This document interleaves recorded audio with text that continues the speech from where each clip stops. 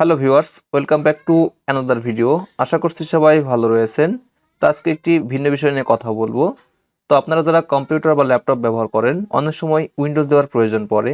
অনেক সময় দেখা যায় উইন্ডোজ দিতে গিয়ে আপনাদের যে ড্রাইভগুলো শো করে সেগুলো থেকে কয়েকটা একটা বা দুইটা ড্রাইভ হাইড হয়ে যায়। তাহলে তখন আপনারা কি করবেন? সো আজকের এই ভিডিওতে দেখাবো কিভাবে যে হাইড হওয়া ড্রাইভগুলো ব্যাক পাবেন বা ফিরিয়ে আনবেন। ওকে,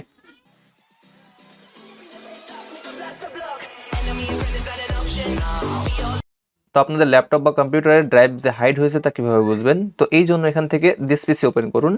দিস পিসি ওপেন করলে এখানে দেখুন লোকাল ড্রাইভ সি, তারপরে সফটওয়্যার ডি এবং এন্টারটেইনমেন্ট ই শো করছে, বাট এরপরে আর কোনো ড্রাইভ শো করছে না। এখানে একটি ডিভিডি রাইটার রয়েছে এফ, তাছাড়া কোনো ড্রাইভ নেই। কিন্তু আমার আরেকটি ড্রাইভ রয়েছে যা হাইড হয়ে রয়েছে। ওকে, তো আপনার হাইড হওয়া ড্রাইভ ফিরিয়ে আনতে হলে এখানে স্টার্ট বারে মাউস পয়েন্টার রাখুন, এরপর রাইট বাটন ক্লিক করুন, এরপর ডিস্ক ম্যানেজমেন্টে একবার ক্লিক করুন। ডিস্ক ম্যানেজমেন্টে ক্লিক করলে এরকম একটি ডায়লগ বক্স ওপেন হবে। এখানে দেখুন শুরুতে একটি ড্রাইভ রয়েছে ভিডিও এডুকেশন, এবং এখানে মোট 4টি ড্রাইভ রয়েছে, বাট এই প্রথম ড্রাইভটি কিন্তু শো করে নাই। এখানে দেখাচ্ছে system active primary partition. So এখানে মাউস পয়েন্টার রেখে রাইট বাটন ক্লিক করুন, এরপর sense drives letter and pothos এখানে ক্লিক করুন। এখানে ক্লিক করার পর এই নিচে দেখুন রয়েছে অ্যাড, এই অ্যাড একবার ক্লিক করুন।